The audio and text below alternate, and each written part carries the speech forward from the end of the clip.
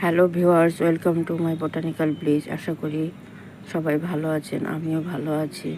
এই যে দেখুন, আমার এটা আরেক ভ্যারাইটির জবা গাছ, পিঙ্ক জবা।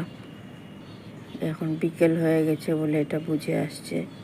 এই যে দেখুন কত সুন্দর গাছ, সবুজ এবং সতেজ আছে, সুন্দর আছে।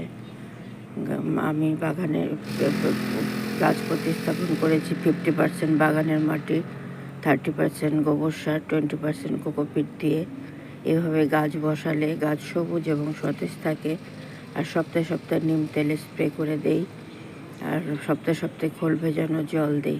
তাতে গাছ খুব সুন্দর এবং হেলদি থাকে, সতেজ থাকে। এই যে দেখুন আরও কুড়ি আছে গাছে, অনেক কুড়ি আছে। ভিডিওটি ভালো লাগলে প্লিজ সাবস্ক্রাইব করবেন, সাবস্ক্রাইব করে আমার পাশে থাকবেন যাতে নতুন নতুন ভিডিও দিতে পারি। আজকে আসি, টাটা।